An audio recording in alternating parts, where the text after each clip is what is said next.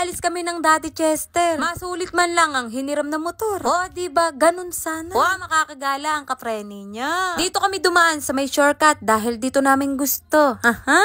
Mas mapapalapit kami kapag dito. Ay kaya nga shortcut, Hanes. Ay grabe naman yun. Pagkatapos namin kumain ng tanghalian tapos naligo lang kami ay for the go na ang mga person. At talagang kumain na muna kami bago umalis. Ay para hindi na kami kakain sa labas, hindi naman kami nagtitipid. Pero parang gano'n na nga. Pupunta kami sa pupuntahan namin. Ay ano daw? Inaya ko ang Daddy Chester sa Tanawan. Dahil maraming matatanaw sa Tanawan. Yeah? Uy, nakikita ko na ang mga bundok. Kayo ba? Nakikita nyo na din. Ito ang isa sa mga palatandaan ko, ang manggahan.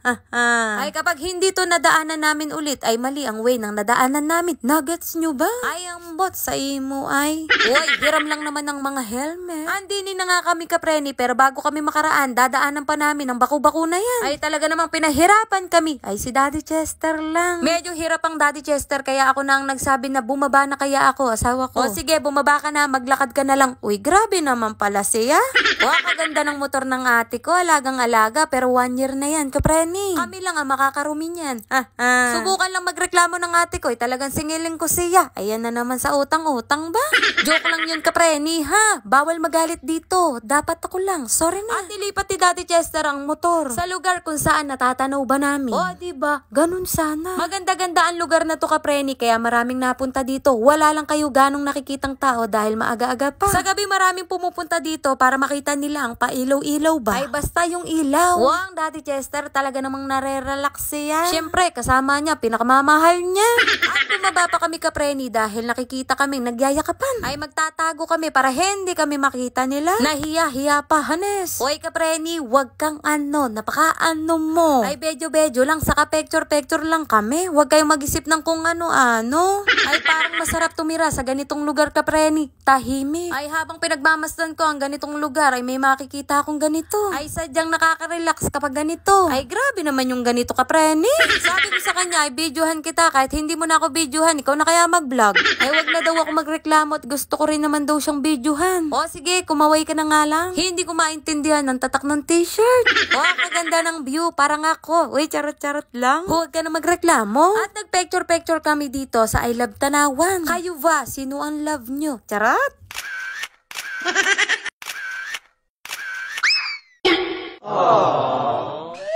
Heto't nagtuturo-turuan na nga kami kapreni, hindi namin alam kung bakit. Ano yun? May toyo lang kami, ganon?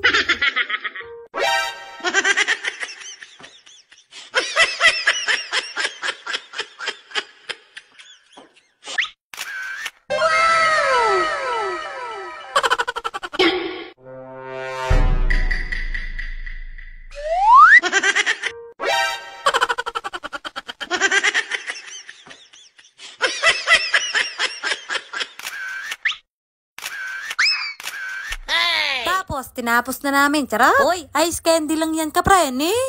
Ay, tinabad na ako mag-picture-picture, kapreni, kaya video na lang ang ginawa namin nung huli. Tapos, napakahangin pa. Parang kayo, mahangin ba? Uy, biro lang. Alam nyo na, nagbibiro ang tao. Ayun, ayan, nakapag-solo rin ng bedyo-bedyo, kapreni. Ay, masyado ba, kapreni? Panay, kapreni, Hanas. Ay, akala ng Daddy Chester picture, video to, kapreni. Si kapreni nyo, napagod na, kakasip-sip ng ice candy. At si Daddy Chester naman ang humawak ng bedyo-bedyo. Panay hawak ko naman sa bewang niya.